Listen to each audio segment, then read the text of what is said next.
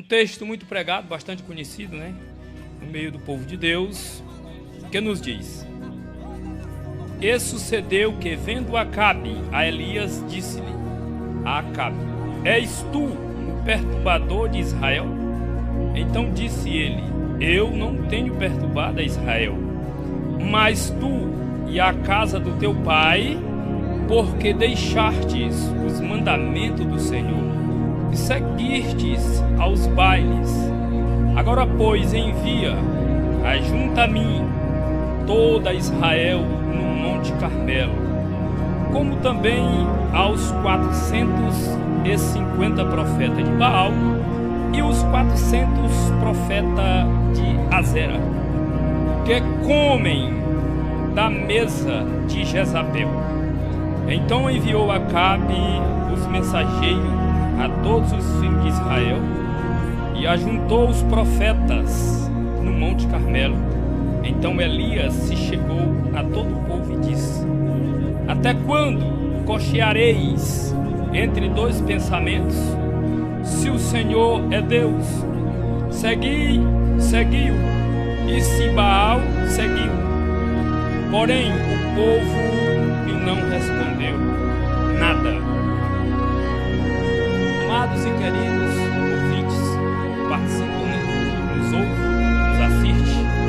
É um privilégio especial em falar, em comentar sobre uma história muito interessante, uma história de grande influência que traz um imenso relevo espiritual para os leitores da Bíblia, da Palavra de Deus. E falando aqui deste homem, que é Elias, que ganhou o título de profeta dos profetas, que ganhou o título de profeta de fogo. Eu me sinto pequeno em falar desse homem e me sinto honrado, né? Porque grande mesmo aqui, Elias, grande é Deus, e só há um lugar e esse lugar já está ocupado, né? Que é Deus. E, irmãos, eu me alegro e me emociono quando eu vejo a história de Elias. Um homem que se doou na obra do Senhor. Um homem que fez a limpeza na casa de Israel. Israel estava vivendo uma época de uma idolatria imensa. O povo estava sucumbido na maldade. O povo estava totalmente fora dos caminhos do Senhor. Mas sempre Deus usa um remanescente. Sempre Deus usa alguém para tratar com o seu povo, para corrigir o seu povo. Deus sempre usa alguém para cuidar do seu povo. E nós vemos aqui a forma em que Elias agiu. Nós vemos que Jezabel, uma mulher avarenta, uma mulher de escrúpulos incalculável, uma mulher egoísta, uma mulher que fez de tudo para destruir o povo de Deus, fez de tudo para acabar com os profetas, matando os profetas. E Elias aqui, em frente do povo, ele diz que Jezabel matou todos os profetas. E nós vemos que quando Elias se deparou ali como o mordomo da casa de Acabe, ele ficou muito preocupado, com medo de perder a sua vida, quando Elias pediu para ele entregar a mensagem que queria encontrar com o rei Acabe. E naquela época, o poderio dos reis era muito grande. Uma pessoa, para perder sua vida, custava a cabeça rapidamente se a pessoa não soubesse se expressar ou se fosse pego em alguma falha, ele imediatamente era morto. E aquele homem que era o mordomo do rei Acabe ficou com medo, falando para Elias, quando encontrou com Elias, que o mesmo procurava pastos para os animais, e se deparou com Elias. E quando ele se deparou com Elias, a Bíblia diz que ele pôs o seu rosto em pó e perguntou se de fato era Elias. Elias disse: Eu sou. E agora Elias pede para que ele imediatamente fosse dar uma notícia ao rei Acabe, que Elias estava vivo e que Elias queria se encontrar com o rei Acabe. e ele temeu em perder a sua vida, mas Elias prometeu perante o Deus vivo, a qual ele serve, que ele voltaria com vida. E dando ele a notícia ao rei, o rei imediatamente se encontrou com Elias, ao ponto dele dizer: és tu o perturbador de Israel? Mas na verdade Elias era apenas um homem usado por Deus. Era um homem que tinha zelo com a sua palavra. Era um homem que tinha zelo com o seu ministério e com as almas que estavam aos seus cuidados, sendo ele um profeta zeloso, temente ao Senhor, ao Deus vivo.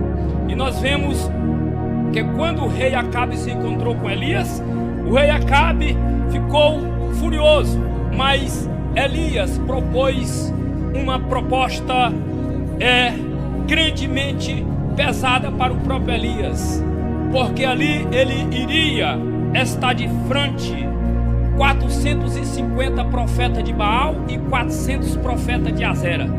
Mas para Elias ele estava convicto que a vitória era certa, porque o Deus que ele serve, o Deus que ele servia, é um Deus poderoso que tem domínio e poder sobre o universo.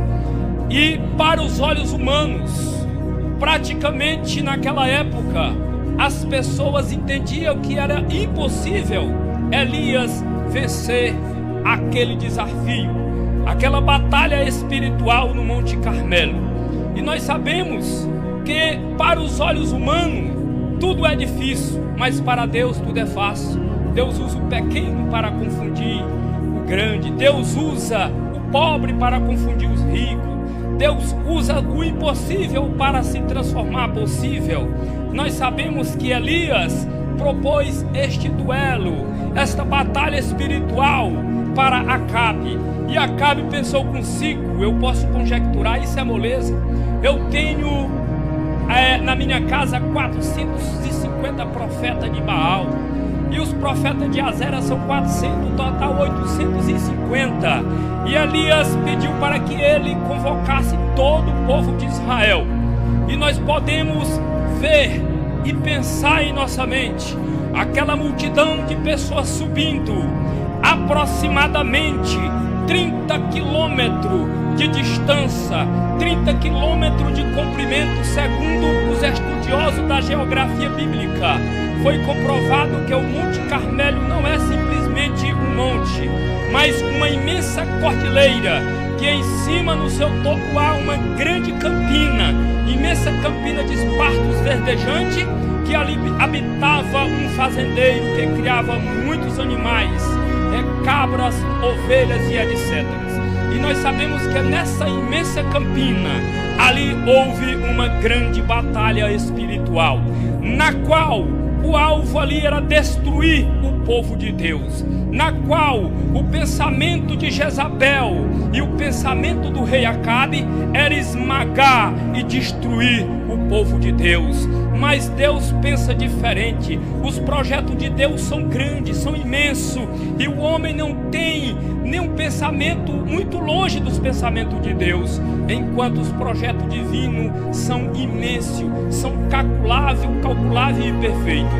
E quando Acabe aceitou o desafio, ali Elias estava juntamente com todo o povo de Israel, cercado por 850 profetas. Pelos olhos humanos, pela lógica humana, era incapaz de Elias vencer aquela batalha espiritual. Mas como Elias serve o Deus que nós servimos, o Deus que tudo pode, Elias estava convicto da vitória. E nós vemos que Elias recomendou para que ele trouxesse 2 bezerros e fizesse erguesse ali 2 altares. E quando Elias disse para os profetas de Baal que eles poderiam oferecer em sacrifício o bezerro primeiro, e imolasse aquele novilho, aquele bezerro, e cortasse em pedaço e erguesse aquele altar, porque os profetas eram muitos, eles eram mais, eles eram fortes, e Elias deu o privilégio para esses profetas. E Elias disse que seria o último a oferecer o seu sacrifício. E quando eles aceitaram o desafio, aceitaram aquele duelo espiritual, nós vemos que eles ofereceram em sacrifício o bezerro ao profeta Baal. O profeta, ali os 450 de Baal, ofereceram o sacrifício. E a Bíblia nos diz que deu ao meio-dia e não houve-se nenhuma resposta, não houve sequer uma voz, não houve sequer uma resposta da parte de Baal. E a Bíblia diz que ele saltava sobre o altar. A Bíblia diz que eles se cortavam com facas e lancetes, e o sangue ficava saindo e sangrando, e eles começavam a clamar ao Deus de Baal que não existe. E ali, amados e queridos, a Bíblia diz que Elias disse: clame mais alto. Vai que ele está ocupado, vai que ele está dormindo, ou que tenha feito alguma viagem, clame mais alto, vai que ele não está ouvindo. E Elias começou a caçoar dos profetas, e os profetas começaram a cortar e começaram a bagunçar o altar, porque o altar dele já é bagunçado mesmo. E nós vemos, amados e queridos, que Elias agora, chegou a vez de Elias, e Elias agora prepara o seu altar, Elias agora conserta o seu altar, Elias organiza o seu altar, ensinando e mostrando para que o povo de Israel pudesse aprender e pudesse também corrigir as suas vidas espirituais, pudesse também fazer um concerto com o Criador, para que eles possam fazer o concerto com Deus, que estavam afastados, desarraigados do caminho do Senhor. E ali Elias, com todo cuidado, começa a organizar o seu altar. Agora Elias pede ali 4 cântaros de água e começou a despejar água, e começou a jogar a água sobre o rego que ele fez em 2 medidas de plantio. E eles começaram a fazer aquela medida, encher de água, e jogaram muita água. E Elias agora, após o altar estar pronto e está molhado em volta do altar, Elias agora faz o principal: clamar ao Deus Altíssimo com fé. E quando Elias dobrou os seus joelhos, ergueu as suas mãos aos céus e clamou ao Senhor: Senhor Deus, responde-me, ó Deus, responde-me, ó Deus, ouve esta oração. E a Bíblia diz que em questão de milésimo desceu o fogo do Senhor, o fogo do céu, e consumiu o bezerro, consumiu a lenha, consumiu as pedras e consumiu o pó. O fogo destruiu até o pó. A Bíblia Sagrada nos diz que a água que estava em volta do altar, o fogo lambeu. E quando o fogo lambe a água se acaba. Até a água que tinha em volta do altar acabou-se, para mostrar que o Deus verdadeiro seria o Deus que respondesse com fogo. E o Deus de Israel, o Deus Todo-Poderoso, respondeu o seu servo Elias, um servo temente ao Senhor, um servo zeloso, um servo de Deus, que tem sempre estado diante do Senhor, perante o Senhor sendo obediente. E um grande duelo que era para ser respondido com fogo. O Deus que respondesse com fogo seria o Deus verdadeiro. E a Bíblia nos diz que quando o fogo do Senhor desceu, que queimou o holocausto, queimou toda aquela carne que estava ali, o bezerro, queimou a lenha, queimou as pedras, queimou o pó e lambeu a água, e ali secou-se, apenas ficou só o lugar, simbolizando ali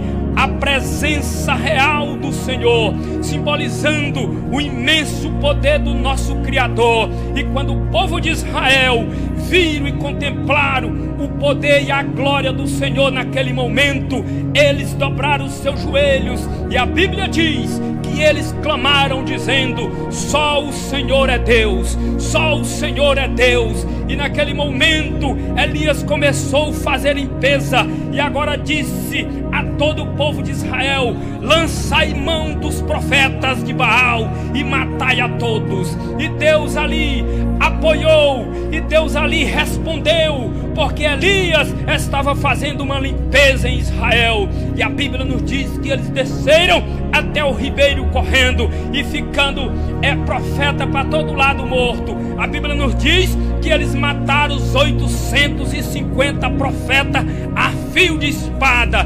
destruindo a idolatria que estava no meio de Israel, destruindo os alicerces do mal.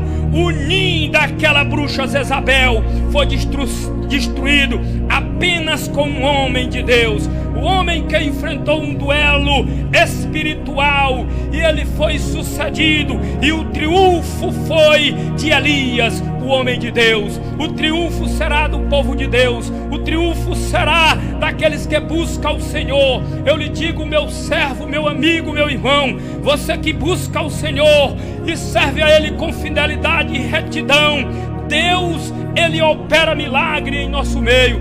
Deus, Ele justifica, Deus age no momento certo.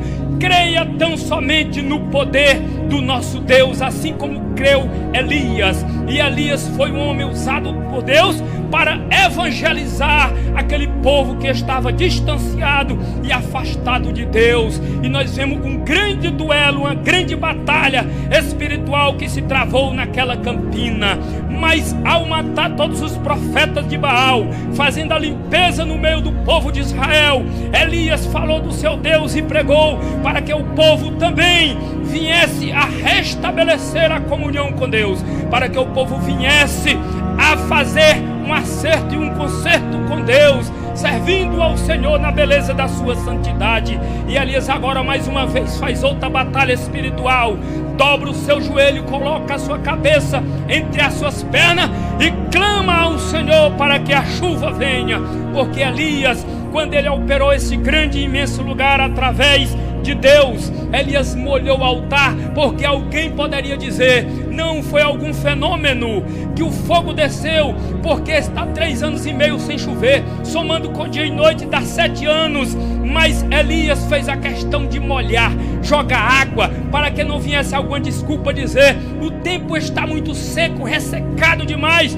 E o tempo muito seco, vai que veio alguma faísca, alguma coisa, algum fenômeno, e pegou fogo ali no holocausto. E Elias fez questão de molhar, para que pudesse declarar que tudo aguado não tem como riscar fogo. Se você molhar uma fogueira ou alguns gravetos, jogar água e acender fogo, não pega. Mas o fogo de Deus pega na água, o fogo de Deus pega na pedra, o fogo de Deus pega no homem. O fogo de Deus, ele transforma, seja lá o homem que for mais pecador, seja lá a situação que ele se encontra, mas o fogo de Deus a transforma. Assim como transformou e levantou o povo de Israel, que estava caído de cabeça baixa, seguindo aquela imensa idolatria criada por Jezabel. E nós sabemos que Acabe era um rei descendente de Salomão, mas casou com uma mulher que não era da linhagem de Israel, e ali se converteu, grande pecado. Mas Deus usou o homem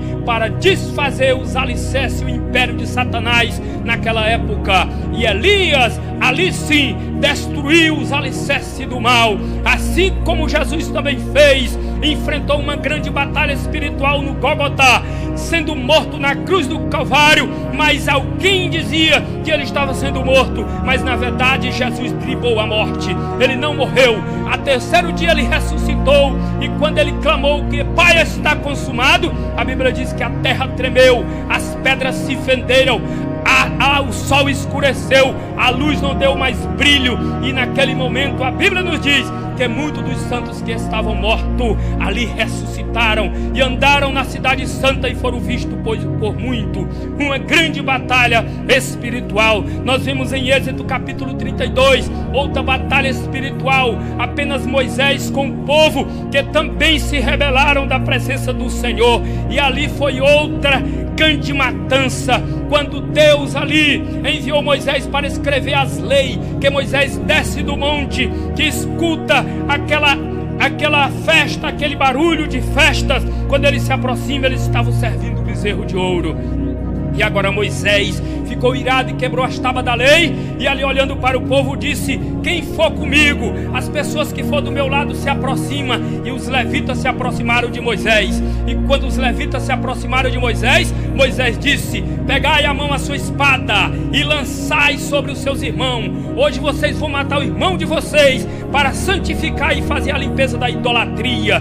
E ali a Bíblia nos diz que foram mortos mais de 3.000 homens, que os seus próprios irmãos lhe mataram por causa da incredulidade. Mas um homem de Deus, grande líder conhecido como Moisés, fez aquela batalha espiritual e fez uma limpeza no meio do povo de Deus, matando mais de 3.000 homens que estavam se arrastando na incredulidade. Quantas e quantas pessoas vivem neste mundo arrasado, escravizado no mundo do pecado, e precisa fazer uma limpeza em sua vida, precisa arrumar e consertar o altar, precisa fazer um conserto espiritual, antes que venha alguém e faça uma batalha espiritual e desiste a vida do cristão, decepando às vezes ou destruindo a sua vida através das drogas, do álcool, de acidente automobilístico. Quantas e quantas pessoas podem perder uma guerra espiritual se não fizer um conserto no altar?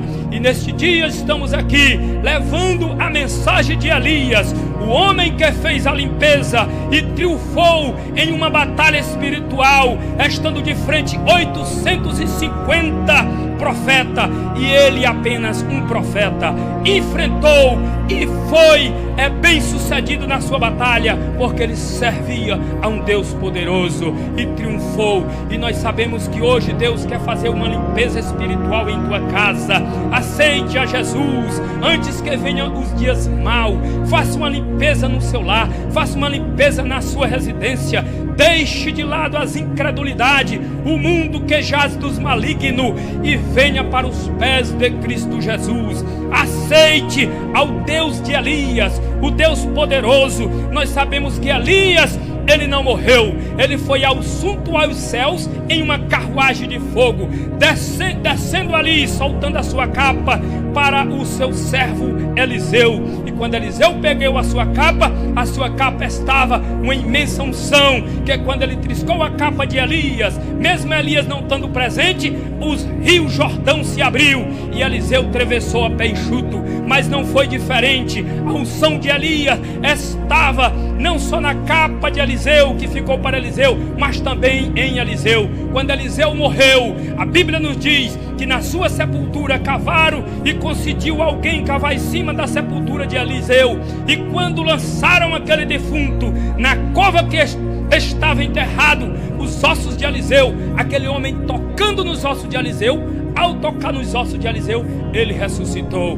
A unção de Elias na capa, a unção de Eliseu nos ossos, a unção de Davi que destruiu o gigante Golias nas mãos, e a unção do Todo-Poderoso em Cristo Jesus, dos pés à cabeça, em suas voltas, em suas vestes, na sua sombra. A Bíblia diz que a sombra curava, a Bíblia diz que a mulher do fluxo de sangue tocou na veste e curava. Jesus Cristo, aquele que fez um caminho, uma estrada por cima do mar, quando os discípulos se assustaram pensando que era um fantasma, era o Deus que nós servimos andando sobre as águas. Nesta tarde, aceite a esse Deus de Elias, aceite a esse Cristo poderoso. Se você estiver em seu lar, e se você estiver nos ouvindo onde quer que esteja, dobre o seu joelho, aceite a Jesus como o único e suficiente Salvador, porque o nosso Deus é o Deus de Elias, o nosso Deus é o Deus de Eliseu, o Deus que nós servimos, Deus grande e poderoso.